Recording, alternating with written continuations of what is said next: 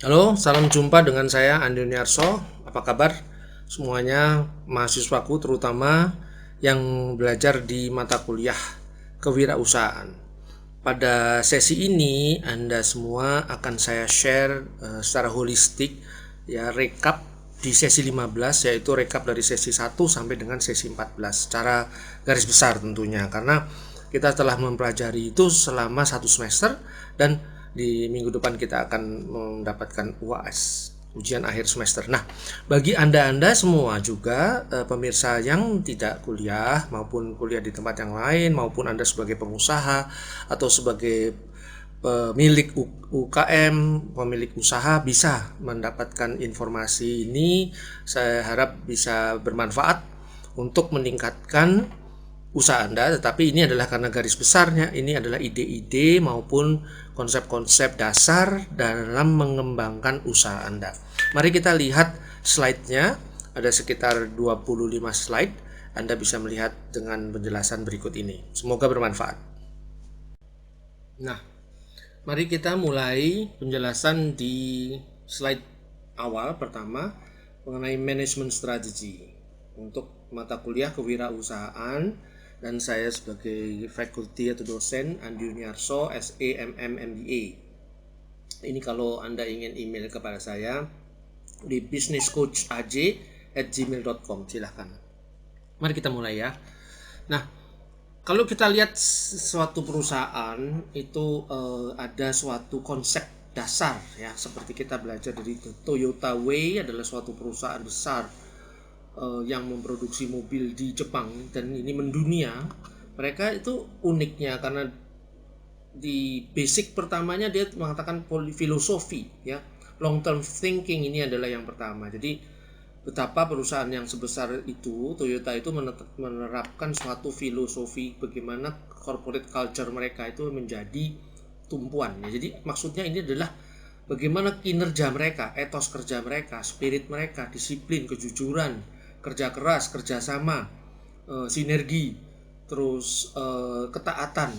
Ya ini semua adalah filosofi yang diterapkan. Ini penting sekali saya sharing ini karena kita mesti belajar dari perusahaan yang besar karena perusahaan itu sudah terbukti sukses. Baru kemudian dari unsur manusianya ini, filosofinya ini ditunjang oleh proses yang bagus dalam proses produksinya, desainnya mobil tersebut.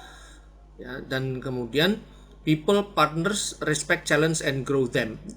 Jadi di samping membesarkan perusahaannya, membesarkan desainnya, mesinnya, semuanya fungsi-fungsi mobil tersebut, juga mengembangkan sumber daya manusianya karena yang menjadi intisari dari usaha itu adalah manusia. Kemudian baru problem solving, continuous improvement and learning. Jadi di perusahaan Toyota Way ini 4 konsep ini, di mana yang teratas itu adalah terus bergerak, terus maju, terus menghadapi kendala-kendala maupun menghadapi tantangan yang baru dengan perkembangan iptek, perkembangan market, pesaing dan segala macam, mereka selalu berkembang ya. Continuous improvement, terus menyempurnakan diri. Dan learning, belajar. Nah, ini konsep ini kenapa saya sharing di sini karena intisarinya dari suatu perusahaan itu usaha itu menjadi maju adalah 4 ini. Itu Anda bisa mengambil ini sebagai suatu pelajaran di dalam usaha apapun bentuknya. Tidak hanya mobil, tetapi Anda punya kuliner, restoran, Anda punya garment, Anda punya jasa apapun, Anda mempunyai suatu software company, Anda seorang YouTuber, atau Anda seorang dropshipper, atau mempunyai pabrik apa misalnya ya, macam-macam ya. Nah, usahanya. Ini konsep ini adalah konsep dasar yang saya mau sharing kepada Anda mahasiswa tentunya dan juga para pengusaha umumnya. Nah, saya membahas ini dari 5 key success factor. Ya, saya akan coba di sini dengan menggunakan pen ya. Nah, 5 sukses factor ini adalah yang pertama adalah kita bahas ini adalah marketing. Ini yang pertama. Adalah marketing. Ini marketing adalah bagaimana kita perusahaan itu, usaha itu mendeliver barang ke market, apa yang diinginkan market. Kemudian setelah kita tahu apa yang diinginkan market, baru yang keduanya adalah kita melakukan produksi, ya. Yang kedua ini produksi, ya. Ya. Produksi barang atau jasa, ya. Maaf, ini salah tulis, ini jasa, aplikasi pengadaan. Dan ini kita memproduksinya bagaimana. Kemudian yang ketiga adalah bagaimana mengeset SDM-nya, ya. Sumber daya manusia. Karena sumber daya manusia seperti kita tadi lihat di perusahaan Jepang itu adalah merupakan suatu fundamen, ya. Kunci keberhasilan suatu perusahaan itu adalah dari sumber daya manusianya yang unggul, yang pinter, yang giat, jujur, kerja keras, sinergi, ya. Tanpa tanpa kehadiran manusia yang unggul ini dan bergerak terus, itu perusahaan biasanya tidak akan maju, ya. Apalagi maaf kalau perusahaannya korupsi, perusahaannya orangnya tidak jujur, yang malah dia di dalam bukannya memajukan tetapi malah justru merongrong perusahaan tersebut jadi hancur, ya, jadi bangkrut, tidak maju. Nah, kemudian yang keempat adalah unsur financial management. Financial management ini adalah pengelolaan keuangan. Banyak sekali yang kita telah pelajari, tetapi dalam satu semester tentunya saya mengambil 2 sesi atau 3 sesi di financial ini adalah misalnya untuk evaluasi proyek, ya. Nanti kita lihat di penjelasan di sesi di bagian slide belakang.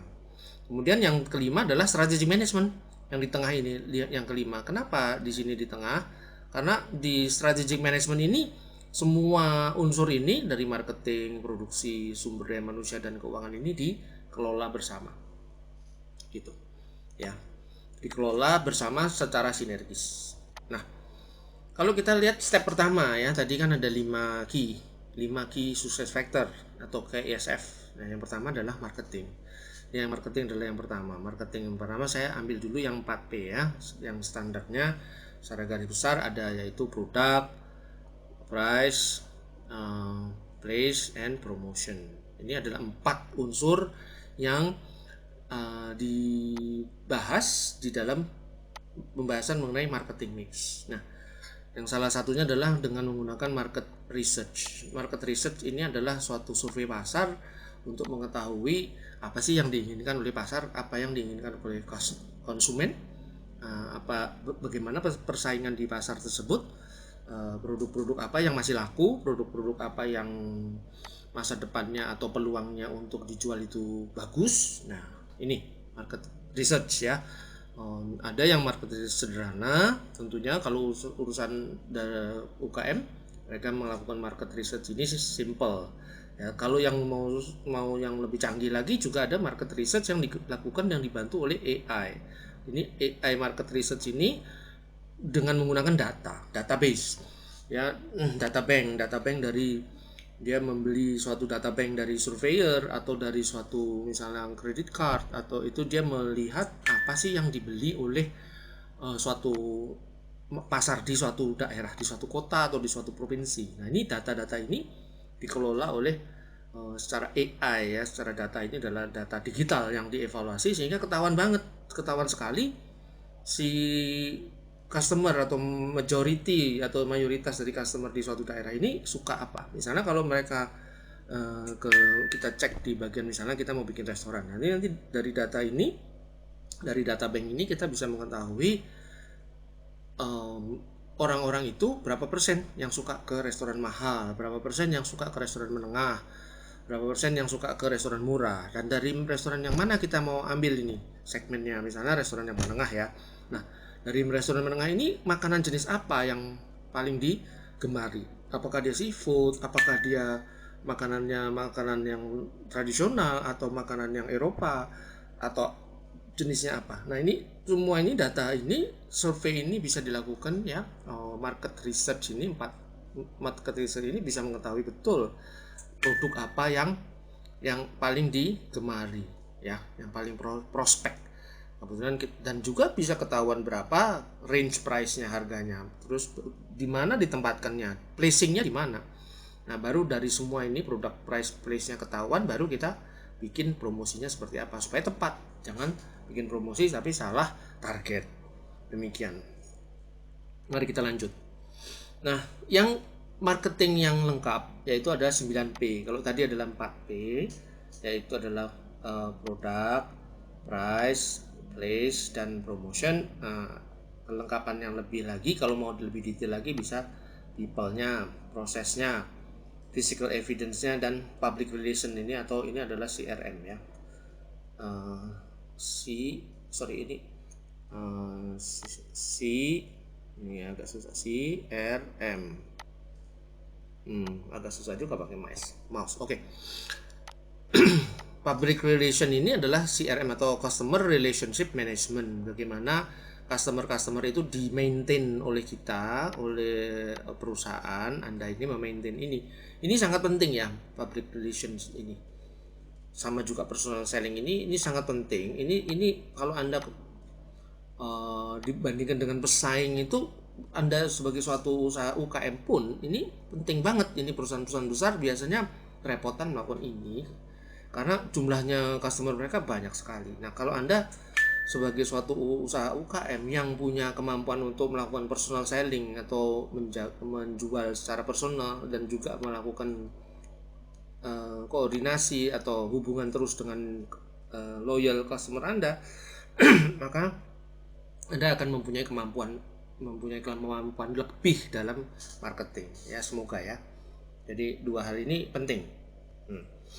Kemudian common segmentation, ini segmentation kalau Anda mau marketing itu apakah secara geografi, pertimbangannya ya, di daerah mana, di kota mana ya, ini penting ya, di climate itu di iklim yang mana. Misalnya Anda mau bikin suatu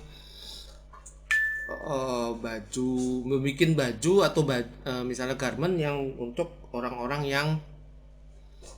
yang di daerah tropis ya, tentunya klimatnya pasti di daerah tropis ya, nggak bisa kok di daerah yang dingin karena harus yang lebih tebal. Atau juga secara demografik, dari segi umur, dari segi jenis kelamin, dari segi family size dan education ya.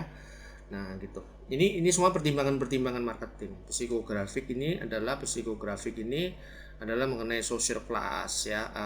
Ini ada yang kita menyasar target market orang yang kaya atau yang lifestyle-nya ya, anak muda atau personality yang seperti apa. Nah itu menjadi pertimbangan dalam marketing. Dan juga behavioral ini adalah kelakuan ya. Bagaimana loyalty, bagaimana attitude ya, nah segala macam. Ini saya nggak terangkan secara detail karena bahannya cukup panjang. Ini saya hanya secara garis besar, Anda mendapatkan gambaran. Empat pertimbangan ini ada lokasi, demografi, psikologi, dan behavior.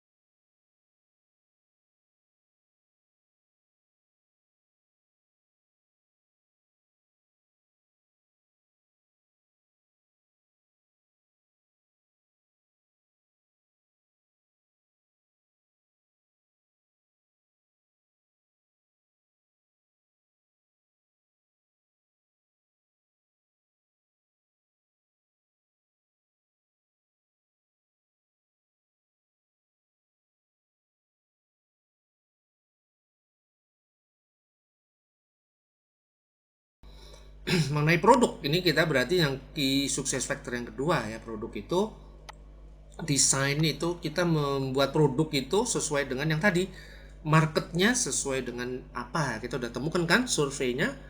Nah baru kita kembangkan desain produknya, apakah itu produk yang kita kembangkan sendiri maupun produk yang kita adakan. Maksudnya produk ini bisa barang bisa jasa ya, maksudnya yang kita adakan itu adalah yang kita produksi maupun kita sediakan ya. Kita bisa saja misalnya ada UKM menyediakan produk kosmetik, maka produk itu bisa saja Anda tidak punya pabriknya, tetapi pabrik itu adalah maklun di pabrik yang lain, tapi Anda tahu yang dibutuhkan market itu apa. apakah untuk pembersih muka misalnya atau untuk glowing ya, supaya dia kinclong wajahnya dan segala macam. Nah itu produk itu sudah diketahui di survei, kita sekarang kembangkan.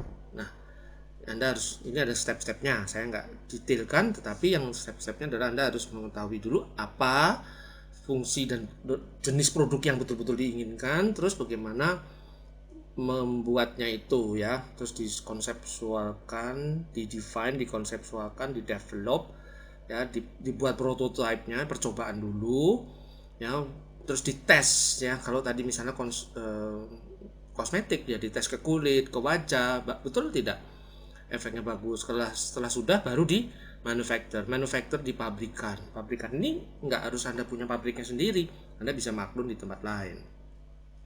Kalau Anda misalnya punya butik, Anda juga bisa maklun membuat bajunya itu di tempat yang lain, atau ambil dari sumber yang lain, atau import, atau dari lokal. Nah, manufacture ini berarti ini adalah idealnya adalah Anda membuat sendiri, tapi juga bisa membelinya dari produsen yang tertentu.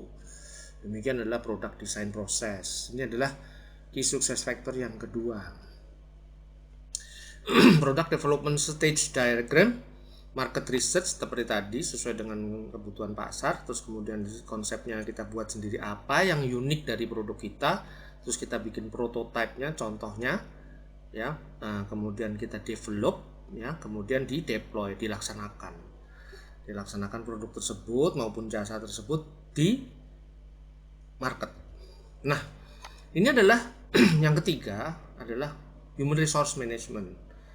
Ini adalah key success factor yang ketiga, karena manusia adalah menjadi kunci dari suatu perusahaan.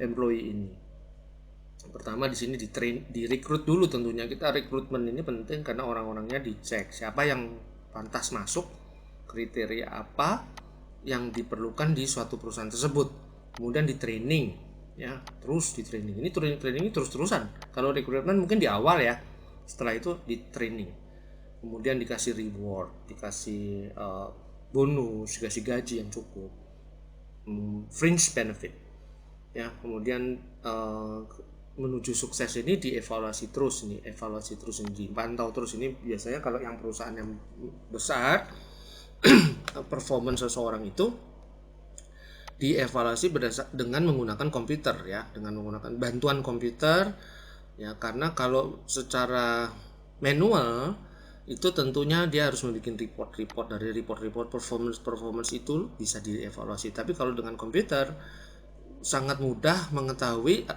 dari 100 misalnya pegawai, mana di antara mereka yang performance-nya paling besar. Misalnya apakah itu di divisi penjualan, berapa menjualnya, atau di divisi produksi, berapa dia bisa memproduksi barang, atau di divisi keuangan, ataupun di divisi yang lain, administrasi yang lain. Karena kriteria untuk penentuan performance seseorang itu tidak harus misalnya menjual, marketing menjual, tapi kalau divisi finance kan dia nggak menjual apa-apa, dia hanya membuat laporan keuangan, pencatatan, dia nggak menjual. Kalau evaluasinya berdasarkan penjualan pasti dia tidak menjual. Nah makanya dengan kriteria apa di divisi yang lain itu dievaluasi. Nah ini semua adalah lingkaran ini semua adalah penting ya, penting dilakukan. Terus bagaimana strategik objektifnya untuk peningkatan employee yang ke depan. Nah ini secara organisasinya detail ya.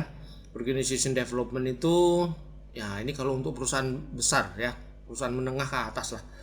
Organization, kalau untuk UKM saya rasa tidak melakukan seperti ini. Organization development ini, recruitment management ini karena ada HRD-nya sendiri, people management trainingnya segala macam, ini juga perusahaan-perusahaan menengah ke atas ya. Nanti kalau Anda mau lihat lagi silahkan. Nah kemudian ini yang sekarang ya, itu bahwa HRD itu dibantu oleh AI atau software. Bagaimana mengevaluasi seseorang ini ya, seorang pegawai, ada pegawai yang lain juga, ada pegawai yang juga. Nah ini bagaimana evaluasi itu dilakukan secara otomatis ya, kriterianya ditulis di situ, misalnya bagian marketing salesnya, bagian produksi productionnya, bagian accounting reportnya, bagian administration bagaimana dia kriteria apa itu semua poin-poinnya dimasukkan semua. Jadi dalam 1 tahun itu pada waktu misalnya bulan November sudah keluar semua raport ya setiap orang itu secara otomatis, tidak perlu dievaluasi lagi oleh manual. Bayangkan kalau pegawainya puluhan 100 lebih ya, itu nggak mungkin kalau dilakukan secara manual, itu ribet ya. Tapi kalau secara ini ada softwarenya, nah ini akan sangat terbantu. Nah ini adalah mengenai HRD ya, sumber daya manusia yang zaman now ini manusianya itu sudah mulai digantikan oleh robot. Ini robot ya, robot untuk memilih sesuatu, ini makanan misalnya. Nah robot untuk membuat assembling ini, memasukkan komponen-komponen menjadi radio kah, TV kah, ini sangat canggih ya, apalagi yang bentuknya seperti ini ya. Nah, ini dari perusahaan besar ya. Saya hanya memberikan ini bahwa hati-hati, bahwa Anda sebagai perusahaan UKM harus mempunyai cost efisiensi. Bukan berarti Anda harus pakai robot ya, tapi ini adalah pesaing. Kalau ada perusahaan yang lain yang bisa bikin sesuatu yang menggunakan robot, pasti biasanya mereka biayanya lebih murah. Jadi kalau Anda membuat sesuatu, Anda cek dengan saingan Anda di perusahaan-perusahaan besar ini, mereka bikinnya kalau pakai robot itu harga yang Anda produksi itu bisa jauh lebih murah, bisa setengahnya, sepertiganya malah. Nah, Anda harus prediksi, harus mencari produk mana yang kira-kira dengan keahlian UKM Anda itu masih bisa survive. Artinya bertahan walaupun di pasar ada pesaing yang tidak banyak robotnya. Kalau masih yang dibikin sama robot itu biasanya manufacturingnya pakai robot itu biasanya murah. Nah, Anda akan kerepotan untuk melawan persaingan harga. Nah, ini contoh betapa yang zaman dulu orang menggunakan manual ya, garment. Nah, terus sekarang akan menjadi orang-orang ini, maksudnya pegawai-pegawai yang jumlahnya ribuan ini akan digantikan oleh robot. Ini adalah masa depan kita 2024 dan seterusnya sampai 2030.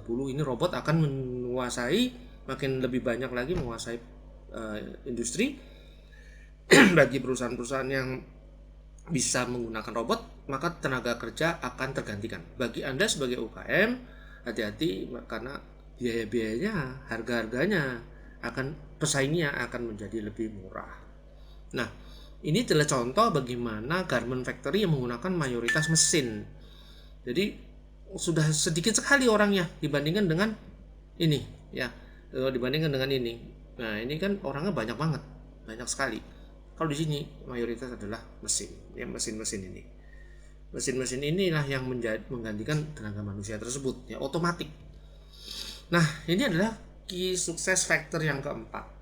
Yang key success factor yang keempat, setelah tadi yang pertama marketing, kedua production, ketiga sumber daya manusianya, keempat adalah financial management-nya. Financial management adalah ya kita melihat bahwa ini report-reportnya kita harus buat ya.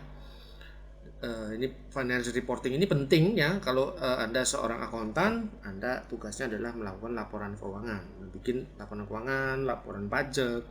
Tapi sebagai manajemen ada namanya financial management juga. Anda harus, kalau saya sarankan bagi perusahaan menengah ya, itu sudah, apalagi besar, perusahaan menengah harus tuh idealnya bisa memahami apa sih laporan keuangan itu, bagaimana mengenai rasio-rasionya, sehingga Anda tahu perusahaan Anda itu sebetulnya make money atau tidak, profitnya aman atau tidak, kalaupun ada kelemahan di mana.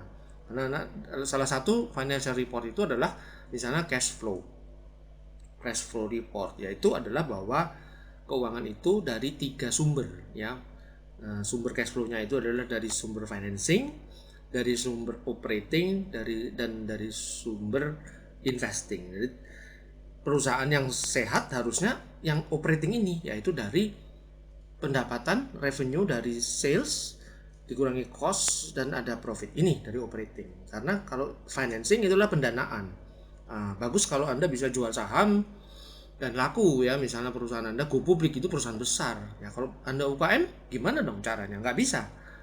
dapat uang dari masyarakat karena nggak bisa go publik, belum memenuhi syarat. Bagaimana caranya? Anda bisa cari partner, ya partnership, partner ya. Nah, UKM juga bisa partnership, kerjasama modal dengan yang punya modal.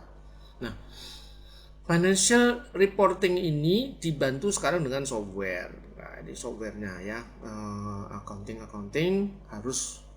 harus mengetahui, bagusnya adalah dia mengetahui paling tidak satu atau dua software accounting yang ada. Kalau Anda nggak tahu ini dan melakukan manual, yakin saya bakalan Anda kalah. Kenapa? Karena secara manual dibandingkan dengan accounting yang secara software itu jauh lebih mudah menggunakan software ya, jauh lebih teliti dan jauh lebih cepat ya. Kalau Anda manual ya, kalau transaksinya cuma 10-20 setiap hari, oke. Bayangkan 20 setiap hari, satu bulan sudah ada 600 transaksi. Manual masih walaupun ruwet ya, tapi kalau Anda udah lebih dari itu, 30 transaksi, 100 transaksi sehari, bayangkan Anda harus melakukan 3000 pencatatan dalam sebulan, nggak mungkin pakai manual ya, bisa berantakan nanti. Demikian, makanya harus menguasai softwarenya, software accounting ya. Nah, ini adalah aplikasi untuk point of sale dari marketing yang menggunakan penjualan menggunakan QR code ya, terus pesannya juga menggunakan QR code, pencatatannya dengan infrared, dengan point of sale, ini semuanya ini udah dilakukan secara sekarang ini. Kita semua hidup di dalam era yang otomatis. Jadi saya sarankan perusahaan-perusahaan Anda UKM harus melakukan ini. Bahkan di perusahaan-perusahaan UKM pun ya, kayak misalnya di restoran Padang pun orang sudah pesen berdasarkan QR code, berdasarkan aplikasi ya di handphone ya. Pembayarannya juga otomatis, pemesanannya sama dari Gojek atau dengan Grab itu juga otomatis. Jadi orangnya datang pesan nomor sekian, barangnya sudah dipesan sebelum dia datang ke restoran tersebut, lalu dikirim. Pembayaran semua nggak ada pakai cash. Nah, semuanya secara otomatis. Nah, ini yang Anda harus kuasai ya, karena ini bagus. Kenapa? Karena Anda walaupun di daerah manapun, tidak harus di kota besar loh, bisa di daerah. Kemarin saya acara Waisak ke Borobudur itu jalan-jalan di Magelang, itu kota-kotanya di pedalaman itu sepi relatif ya. Nah, tapi Anda bisa dagang di situ dengan menggunakan teknologi ini, asal produknya jelas ya, dan Anda menggunakan marketnya, nggak perlu jual di toko karena Anda cukup tokonya dalam tanda kutip virtual. Jadi Anda masukkan ke online, disitulah toko Anda. Nih, tokonya ini store A, store B-nya ini adalah toko virtual ya, jualannya ini secara virtual semua ya. Bisa Anda harus belajar, tapi ya kalau mau benar-benar berusaha yang smart ya. Zaman sekarang harus begini.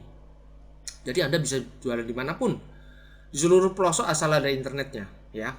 Nggak perlu di kota besar, tidak perlu punya toko, tapi tokonya adalah virtual. Tidak perlu punya company, kecuali kalau memang harus bayar pajak, paling nggak ada bayar pajak ya, PT, CV ya, itu secara corporate. Nah, legalnya. Nah, tapi tempat nggak seperti dulu lagi. Anda harus jualan di pasar. No, sekarang bisa jualan dari rumah. Bisa jualan dari rumah tuh maksudnya dari di mana Anda berada, bisa di pedesaan. Asal ada internet, Anda masuk online, Anda bisa jualan apapun yang barangnya laku ya. Itu barangnya laku. Nah, itu macam-macam. Misalnya di daerah jualan ukiran, atau jualan kerajinan tangan, atau jualan misalnya kain ikat, kain lokal, apapun ya, itu semua bisa dijual. Dan Anda tidak usah harus punya toko, karena toko Anda bisa menggunakan toko online ya, internet. Dan itu tidak perlu sewa mahal-mahal, paling satu tahun berapa ratus ribu saja bayarnya satu kali untuk punya website tersebut ya. Nah, atau ikut di aplikasi virtual market yang ada, Anda masuk di situ, kirim fotonya, dan Anda bisa jualan gitu. Bahkan Anda bisa jadi juga sebagai ini penjual dropshipper atau perantara. Nah, Anda punya itu mengiklankan Anda ambil dari A, jual ke B, barangnya tidak harus datang ke rumah Anda, tapi dari sumber yang supplier yang pertama Anda ambil, Anda promosikan, dan orang bisa pesan dari Anda bisa jual, nanti langsung minta kepada supplier tersebut untuk jual, send kirim barang ke pembelinya. Nah, gitu ya. Jadi orang yang beli tidak perlu harus datang ketemu Anda, bisa transaksi lewat online. Anda juga tidak harus punya produknya, bisa juga produknya orang Anda promosikan dan laku, bisa jadi. Nah, ya namanya itu adalah Anda sebagai reseller. Nah, bisakah? Bisa. Anda bisa jual apapun produk di dunia ini maupun di lokal. Apalagi lokal ya, lebih mudah. Kalau dunia Anda harus import. Nah, Anda harus tahu prosedurnya import itu, atau ya cek apakah barang itu bisa didatangkan dari luar negeri ke customer. Kalau enggak, nanti Anda bisa dikejar hukum karena melakukan penipuan, jangan sampai ya. Nah, demikian, ini adalah generasi modern yang kita harus ambil karena penjualan zaman sekarang bisa melalui online. Nah, mengenai yang ini adalah mengenai financing itu adalah bahwa keuangan itu bisa dari mana-mana. Ini adalah contohnya adalah blockchain atau cryptocurrency ya. Ini uang yang virtual, ini nggak pakai rupiah lagi, dolar, enggak, Singapura, enggak. Ini blockchain ini memang teknologi yang canggih, tapi memang investasinya luar biasa. Ini hanya sebagai gambaran bahwa ini ada. Tapi kalau kita melihat yang di sini, Anda lihat bahwa pembayaran bisa menggunakan e-banking, ya, e-money, ya. Anda bisa punya account di bank, buka dan menerima pembayaran itu di bank. Anda harus ke bank tentunya, membuka rekeningnya, nanti kirimannya tidak perlu transaksi harus ketemu sama customernya, tapi karena bisa transfer, bisa pakai e-money, bisa pakai credit card, whatever. Nah, ini bagi anak-anak muda, saya sarankan kuasailah ilmu ini supaya Anda bisa dagang dimanapun, ya, dan produksi dimanapun di seluruh Indonesia. Nah, ini kalau apabila planning proses ini secara garis besar saja ya, Anda tentunya tahu bahwa di sini kita menentukan objektif kita apa, baru nanti terus sampai di sini ya. Ya, kita developing planning yang kita ini hanya suatu step planning, perencanaan ya. Ya, tadi saya juga udah jelaskan bagaimana pengelolaan marketingnya secara garis besar ya, produksinya, sumber daya manusia penting, dan juga keuangan. Nah, ini adalah planning proses. Kita harus mengetahui opportunity apa yang bisa dijual sesuai dengan market, sesuai dengan kemampuan kita juga. Kemampuan Anda apa? Memproduksi barang kah? Membuat jasa kah? Apakah Anda misalnya di daerah, misalnya di Magelang yang kemarin itu, Anda membuka jasa untuk turis yang mau datang, yang mau berdoa, yang mau sebagai seorang Buddhis kah? Atau Anda mau seperti saya waktu pernah ke Papua, ada satu orang yang di sana membuka website, dia mengatakan bahwa if you want to come to Papua and then have a outbound tour, silahkan kontak dia. Dia pakai bahasa Inggris tuh, dan itu ternyata ada 20 orang 30 orang dari Belanda datang dan memakai dia sebagai jasa tour guide. Jadi dia si 30 orang Belanda ini dari Eropa lah ya, itu datang untuk ketemu dia dan membayar tentunya sebagai guide, tour guide. Dia jadi IO-nya sendiri, dia arahkan orang itu jalan ke tempat ini, tempat itu dan segala macam. Bayangkan dia punya tour sendiri di Papua, bayangkan ini di Papua yang daerahnya itu pedalaman ya. Itu dia bisa mendapatkan uang dolar yang cukup besar, berapa puluh juta satu kali satu bulan dengan menggunakan jasa tersebut. Nah, Anda juga bisa tuh, tergantung kemampuan Anda. Dan pelajari dulu apa yang dilakukan ya, jangan sembarangan, karena kalau orangnya senang pasti akan datang lagi, atau dia bilang ke orang lain dan mengajak. Nah, kemudian ini setting goalsnya apa, tujuannya, planningnya, determining alternatif course-nya, bikin apa yang harus bisa dilakukan, alternatifnya apa saja. Terus setelah itu dipilih dari beberapa alternatif tersebut yang paling bagus, terus selecting the best alternative. Nah, ini dari semua opsi kita pilih yang the best, dan kita buat rencananya, terus dibikin budgetnya juga ya. Ini budgetnya ini adalah berapa rupiahnya yang harus dikeluarkan, bikin budgetnya dan segala macam. Nah, proses strategic management terakhir ini adalah yang kelima, key success factor, yang menggabungkan empat itu tadi: marketing, production, sumber daya manusia, dan finance. Nah, di sinilah strategic management digabungkan ya, visi misinya, SWOT analysis, corporate strategy, terus projectnya di sini resource allocation. Ini adalah ini udah agak sedikit detail, yaitu apa kemampuan dari perusahaan itu, yaitu kemampuan keuangan, peluangnya dia produksi dan segala macam. Nah, ini strategic management ini biasanya perusahaan-perusahaan menengah ke atas ya. Kalau perusahaan menengah ke bawah, UKM itu biasanya nggak sampai ke pemikiran ini, strategik ini. Padahal harusnya ya, apakah ini harus dilakukan? Sebetulnya harus dilakukan, tapi kata-katanya tidak perlu strategik dalam arti yang complicated ya. Tapi yang jelas bagaimana kalau dalam skala UKM-nya, bagaimana mengembangkan UKM tersebut supaya bisa survive, terus supaya bisa terus mengikuti perkembangan zaman maupun perkembangan market lah. Kalau zaman terlalu luas, perkembangan marketnya itu bagaimana, nanti ada pesaing masuk, terus nanti ada krisis ekonomi, ada kesulitan supply chain seperti sekarang ada perang Ukraina Rusia, sehingga barang-barang tertentu menjadi sulit komponen yang masuk di negeri kita. Nah, ini hal-hal ini semuanya bergerak dinamis. Nah, itu bagaimana perusahaan Anda, UKM-nya bisa survive ya, tetap meningkat, jangan sampai jatuh dalam arti bangkrut ya, terus bisa terus bergerak mengantisipasi perkembangan market ya.